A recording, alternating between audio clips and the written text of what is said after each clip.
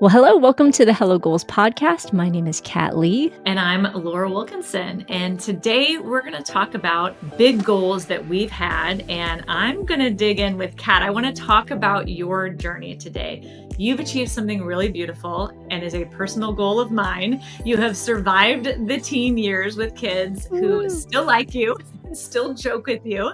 And honestly, though, what were your goals when you first became a mom with raising your kids with your husband? I don't know that I had goals for my kids, actually. I think I would say I had goals for me. Like, I wanted to be a great mom. And in the long run, I think that's worked out well for me because I'm the only person that I can control. And especially, with little kids, you can't make them do what you want. So, but I knew that I wanted my kids to know God. I wanted them to have a relationship with him. I wanted them to love each other and I wanted to be friends with them. For those of you, if you haven't listened to the previous episodes, I share a little bit of my story that my mom was a nurse from the Philippines, and she came to the United States where she met my dad, who was an all American, blonde hair, blue eyed guy. They fell in love, they got married, they had my brother, and then they had me. And when I was 9 months old, she passed away. So I never knew like that mother daughter relationship. I never, like I would go to school dressed by a single dad. I remember when I was little, no, like in high school maybe, do you remember when, like, tight roll jeans were cool? Like, you like Yeah. yeah. I didn't know that you, like, fold it over and then roll it up. I thought everybody else just had, like, special pants or something because I did not have anybody to show me the ways of fashion or makeup or all that sorta stuff, and so growing up, I really just looked for role models in athletes or in musicians or in the people around me, and I think ultimately my goal as a mom was just to be that role model for Mm. my children. And my husband and I both grew up in broken homes, and so, we didn't necessarily know exactly what we were doing. We didn't have an exact model to follow, and so it was really more about just, "Okay, God, what's the very next thing?" And I think we were definitely going blindly there, but I felt like if I could just have a relationship with my kids and know them and Mhm. be the thing that I kind of always wanted, then it was kinda all gonna work out. Oh, I love that. It's hard though. I mean, those are great goals. Those are goals that I have for my family as well, but when they're so long term and they're Mhm. so big and kind of broad too, like how do you keep the motivation or the sight or know you're staying on track? Like how do you navigate such a big long-term goal like that? Mhm. Well, I definitely think that in the beginning, I tried to control it too much. I just remember I have this specific picture of my oldest daughter lying on our bed surrounded by, like, every parenting book that I owned, and, I'm just and I also remember when she was little, putting her in the living room floor on a blanket, and then if she, like, stretched her arm and it went beyond the blanket, well, I got another blanket, and I put that under her arm, just wanting to do everything perfectly and wanting to, just be do things just the way that I thought that I should, and keeping the end in mind, I think I gradually loosened up and realized that how my kids turn out doesn't depend on this very minute right now, but a whole bunch of minutes, and it's more about consistency and the long game rather than a particular strategy or parenting tip or parenting hack or do this or don't do that. And I think ultimately it was really for me just about relationship. If I could just have a strong relationship with my children and have a strong relationship with the Lord. I remember somebody gave me this picture that they had. I don't know if they had a dream or they just imagined it or what, but that they'd always prayed for their kids. And they felt like when they were praying for their kids, it was kind of like they're opening the door for God to come in and parent with them throughout the day. And that's kind of the mentality that I would always had as well. And instead, she was like, actually, I think it's the opposite. I think that when we spend time praying for our kids, we're actually knocking on the door and we're stepping into the things that God's already doing in their lives and in their hearts. And we get to be a part of what He's already doing. And so I felt like if I could just consistently spend time with Jesus, know His heart for my kids, spend time with my kids, and understand who they were, um, that it kind of helped balance out any specific big goals or plans. I don't think that I had those for my kids as far as, like, I don't feel like I was a particularly driven mom, like, my kids have to make all A's or they Mm. had to, achieve this or that. Like I said, my husband and I both came from, broken homes and single parents who were pretty chill, and so we grew up kind of just figuring things out for ourselves, with parental help, but, we weren't, like, pushed and shoved or anything, and, that's kind of the way that we've raised our children as well, and so the thing that I think I focused the most on was just that relationship. Yeah, and I keep hearing that word consistency. I think Mm, that's a really big deal with anything we do, right? When we're trying to accomplish something, it's not that it's just one and done, right? That's not like mhm, this big thing that we're trying to do over time. It takes that daily kind of commitment to it, right? So mhm. what was like a big have you had any big obstacles? I mean, I'm sure being a parent, I'm just gonna guess there were some big obstacles along the way. What were you say Yes. were some of your biggest obstacles? I mean, I think honestly for me, it was that I didn't know what I was doing. I didn't know what I was supposed to be. I didn't know what it was supposed to look like because on one sense, it was sad that I never knew my mom. In the other sense, I had a perfect mother because she never failed me. She never let me down. She never did anything. And so I think especially in the beginning, the biggest obstacle was me trying to be perfect and trying to do everything and trying to do too much. And definitely over the years, I learned to let go and relax a little bit more and trust the Lord more and be more chill. I remember when my son was little, I remember he was crying and I guess he was a baby. And I was like, what's wrong with you kids? Suck it up. I didn't really say that obviously, but in my head, I'm thinking that. Whereas with my first daughter, when she'd become like, "Oh my goodness, you must be teething. Let me get this for you. Let me get that for you. You let me take care of you." But by the 3rd child, I was like, "Phew, what's wrong? Why are you crying?" And, like, I kinda knew, but I was just so much less anxious about perfecting everything and doing everything perfectly, and, I think that was and I would say continues to be my biggest obstacle because I also in that perfection would then worry, and I like to call it I would complain. So it's like Complain. praying, but it's also complaining mostly, like, it starts out as prayer, but then it kind of divulges into complaining, so I call it complaining, and being anxious and worrying, and I just don't think that those things helped me.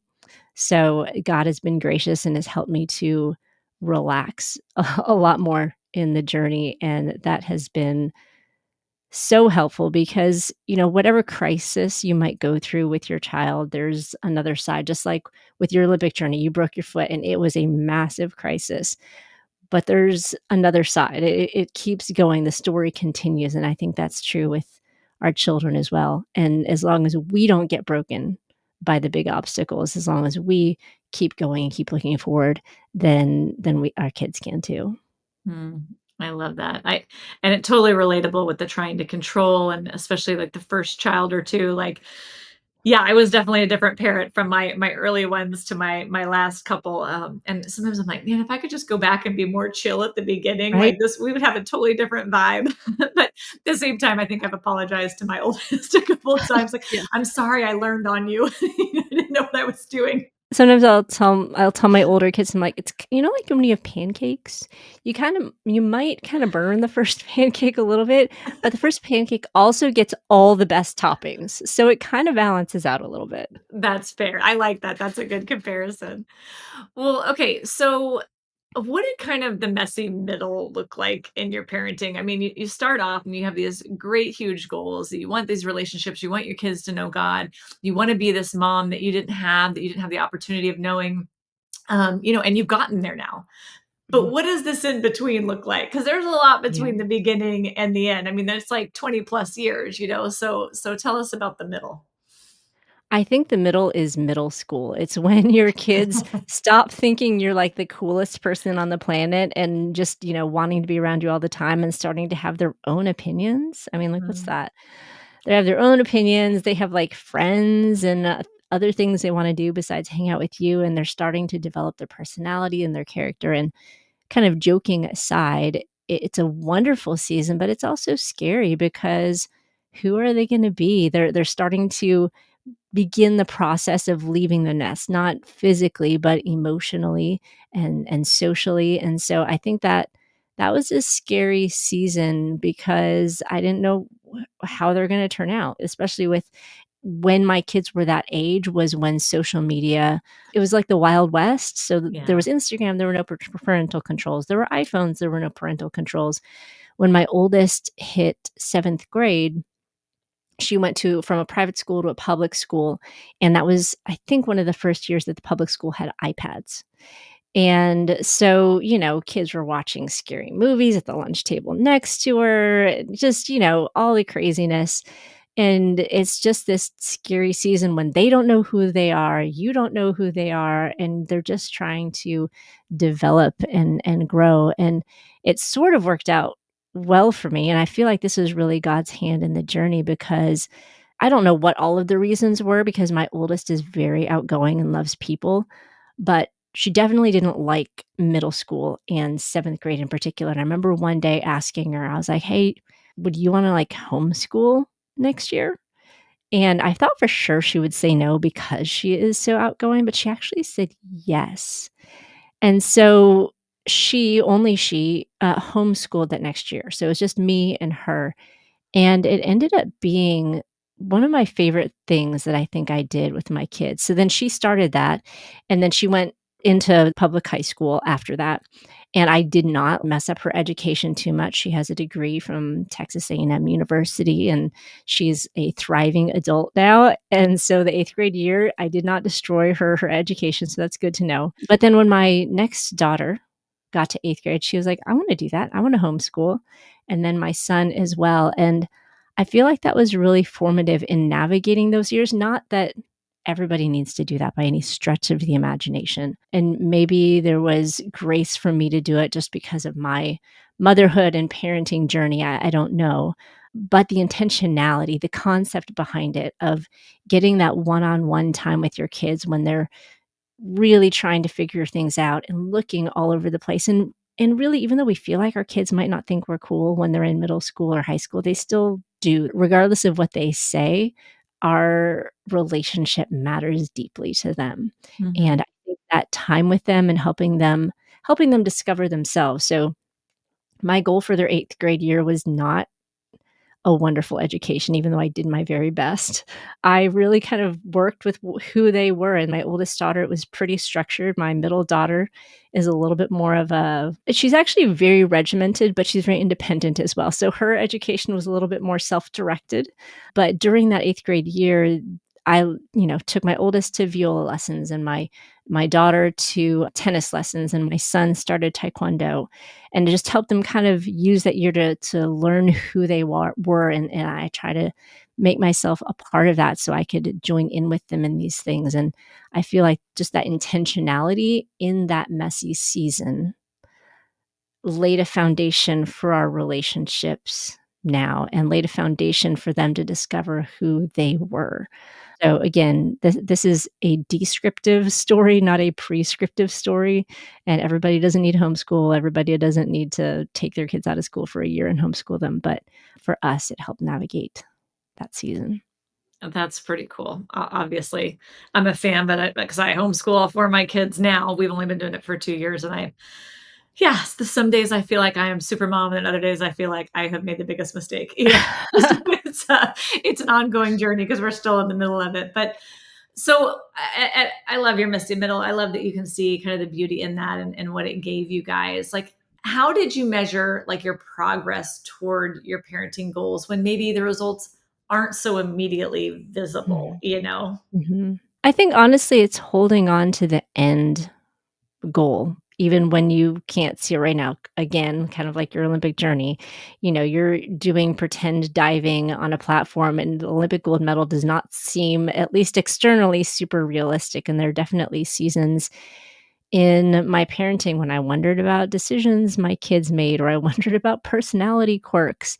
My son, I remember in 7th grade, he went to a youth retreat or something, and he kinda just spent the whole thing, just it was like maybe it was a lock-in, and he just sort of walked in a circle the whole time. To this day, our youth pastor is like, "Jackson, I remember at that lock-in, you just walked in a circle the whole time," and just quirky. He was just happy by himself, just walked in a circle. I don't know how much he hung out with other people, but, 7th grade year for boys can be crazy and squirrely, and you just never know how your kids are going to blossom and change. So I think just holding on to that end goal of what I envision for him, what I believe about him, and it's so cool to see who he is now as a high school senior. He leads a revival prayer meeting at school. He's part of a This is actually super cool, and maybe we could, like, have one of these kids on the podcast sometime, but, a bunch of his friends are doing a youth conference just for youth in the Waco area. They're literally organizing the whole, like, it's kid-led youth conference, and they have speakers and a band. It's just really cool. When he first told me about the idea, I was like, "Oh, that's cute. That's totally probably gonna fizzle out." But it's next month, and it's happening, and so you just have to trust the process. I think that's what athletes always say, "Just trust the process," and I was like, "I'm meeting with you, every day, Lord, and I'm spending time with my kids, wanting to understand and know their heart, and right now their heart seems real quirky, but I'm trusting in this process," and I think that's what helped me kind of feel like I was making progress, that I was just trusting that process. Do you like to write your goals down? I do usually. Did you with I don't parenting stuff also, or is that No, different? Yeah. I really didn't. I think because parenting goals are so much less tangible. When I Mhm. have a goal that I can, like, write step 1, step 2, step 3, step 4, then that's different, but with parenting, I didn't have tangible goals, really. It was really just the long game relationship goals that I had for them, so it wasn't anything that I wrote down. I'd have different verses that I would pray for them, or, different prayers that I prayed for them, but I wouldn't say that I had specific goals. And I also just wanna say too that I wasn't, like, waking up at oh dark 30 praying hours for my kids. I didn't do, like, anything that you think that I might have done that was cool was not. It wasn't magical or overly spiritual or anything, other than just being present as much as I could be in their lives, which fluctuated in different seasons. So in this whole process, I, was, blogging or podcasting or traveling and speaking, and so sometimes I was there a bunch and sometimes I wasn't. So how do you make, like, more specific strategies or steps when you have a goal that is a great big noble goal, but that maybe isn't as tangible like parenting? Like, how do Mhm. you break it up into these, like, doable steps where you kinda know you're still on target, or how do you see if you've lost your way? I think, again, for me, it came back to just focusing on me. So in these different seasons, I would have these different things that I would do. So, like, well, let's go back to elementary school. When they're in elementary school, every Friday I would go and have lunch with each of my kids at school, which was very challenging when they all went to the same school, but they're in 3 different grades. And so I'd have to, like, go from one class to the next class to the next class and try to have lunch with them. 3-hour lunch period for you? Somehow, I don't even remember how it worked. I don't remember how it worked. But I was intentional about me and my time, as opposed to being intentional about how my kids were doing and turning out. I mean, obviously, I wanted them to be doing well, but my outcomes weren't based on them. It was based on what I was doing, and it was really just being intentional. I had those Friday lunches with them. I made breakfast for my kids mostly growing up because I like making breakfast. I don't like making dinner. If you've ever seen the meme where mom in the morning making breakfast is Barbie with this plate of food, and then mom at 5 o'clock is a Tyrannosaurus Rex with a burnt dinner, that would be me. So I enjoyed leaning into the things that I was good at. So I could make breakfast because it was the same every day. I enjoyed maybe making them an after school snack. I didn't wanna make dinner, like, I didn't love doing that, so I tried to focus on the things that I was kind of good at and let go of the things that I was not good. I didn't do crafts with my kids because I'm not good at crafts. I didn't, necessarily do shopping or sewing or things like that with my girls because I don't really know how to do those things. But we had little things that we would do very spontaneously, where I had little traditions that I would do with them to make those moments memorable and highlight those moments instead of just trying to be perfect all the time. So, like, the senior year of high school, I would have breakfast with my daughter every Friday, and then I would have lunch with my other daughter every Friday. So I just had these little anchors, I think is the best way to put it, so Mhm. that they could go back and remember those, and I might not have done everything else perfectly or even well, but there were little anchors that they could cling to and that I could feel like I was doing what God was calling me to do in that season. Well, I love that, focusing on yourself, which sometimes seems counterintuitive when you have a goal that's outside of yourself, but at the same time, you can't control what your kids are choosing to do, right? You can only Mhm. control what you can do, but what you can do may influence them greatly. And so I think Mhm. that's really, really smart to bring that back to control the controllables and let go of the uncontrollables, right? Like Yeah. in diving, we would say, I can't control what the judges are going to give us or what the other athletes are going to Mhm. do, but I can focus on my ability to execute this very well. I can stay calm in Mhm. the moment. I can do those things. So I think that's really, really smart. And in sports, we have a team, we have a coach, maybe you have like a physical therapist or a weight trainer. Like you have all these different like support people in your life. Like how integral was a support system for you in your parenting journey? Honestly, I think that was absolutely key. Kind of like you had your coach that believed in you, you had those other divers that were cheering you on right when you needed it. We actually, my husband and I lived in Houston when we first got married. And when we got pregnant, we decided to move back to Waco because our church had been such a part of our college years. And we had trouble finding a church when we lived in Houston. And so we thought if we're going to raise our kids, we didn't really have family nearby. If we're going to raise our kids the way that we really want to, then we need people around us to do that. And so we moved back to Waco. Actually, my husband only had a job for 6 months. They were like, "You can work from home for 6 months." And then we bought a house here, but we also had our house in Houston, and I was pregnant. And so it was very much in faith that we moved back here specifically to be in the community that, we're moving to be a part of. And God worked it out. It was like the beginning of the whole work from home thing, so he still works from home, and the other house in Houston sold. But being a part of the church and really just the community here in Waco was absolutely integral because one, I got to learn how to be a mom because I was around a bunch of other women who had the same goals and passions as I did. And then at the same time, as we're raising our kids together, my kids get to be around other kids who are being raised in the same way. And they got to see, externally what pursuing Jesus looks like and what living a life for the Lord looks like.